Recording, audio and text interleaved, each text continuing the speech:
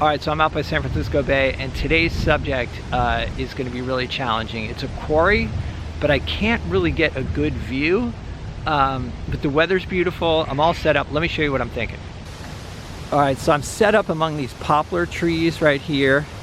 Got my Anderson easel, a 16 by 20 inch panel, usual palette of colors. Using Liquin and an assortment of brushes here, brush washer with odorless mineral spirits. Here is what I'm thinking of working with. So this old quarry here, there's a pile of rocks, some kind of hopper right here, or I'm not even sure, something for loading or conveying rock. And then there's a forklift that's got like a nice orange cab on it with aqua colored windows. So I'm thinking of making something of this area here. I like the shadow that's cast by that, by the hopper. And also in the distance there are some mountains. I might try to include those too. So honestly, I have my doubts about this, I really do. But I like to challenge myself, and so we'll see what happens.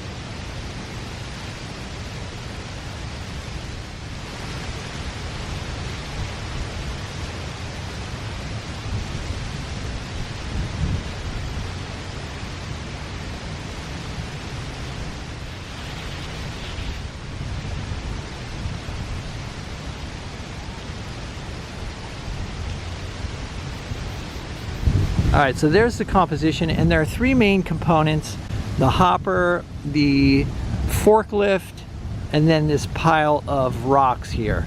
The big challenge is I can't really get a good view of any of them. I don't think it's that important to get it super accurate. I mean, unless somebody is like an expert on this stuff, you know, as long as I just suggest things, you know, roughly suggest them, I think I'll be fine.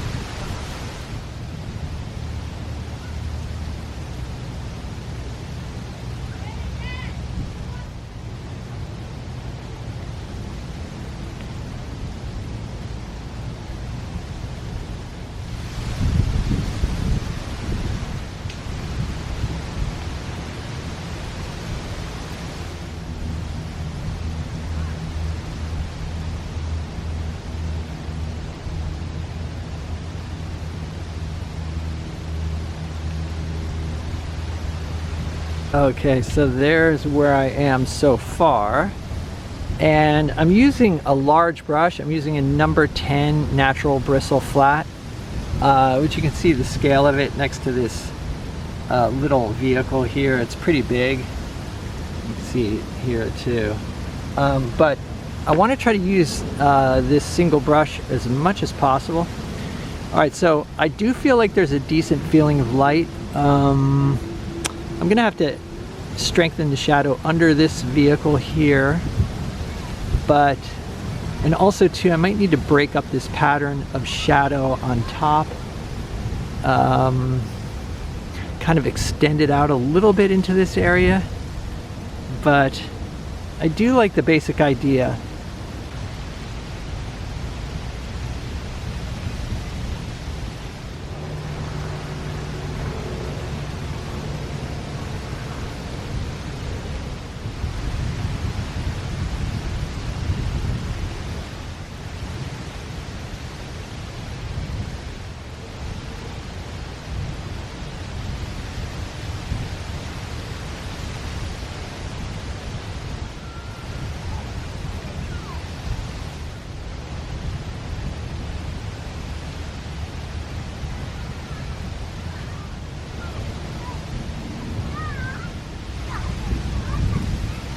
Alright, so I'm looking for highlights here.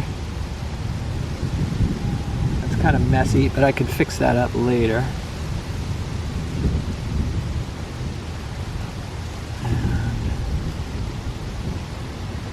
Alright, so I'm going to try to keep this pile of rocks in the back sort of bluish, and then I've mixed up a warmer color for the foreground. It's kind of like sand, I think. And that hopefully will bring this forward a little bit. Definitely exaggerating the warmth that I'm seeing, because it's mostly, I don't know, it just seems very blue to me. But I want to have separation between, you know, this pile of whatever, sand or rocks in the foreground and the ones in the background.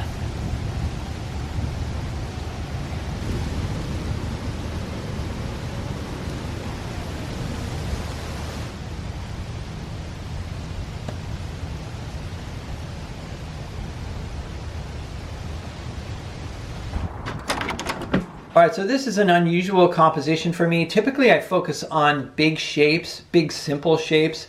This is definitely more of a scene painting, just sort of trying to capture a particular scene. Although, I mean, I tried to arrange things in a pleasant way, or a pleasing way.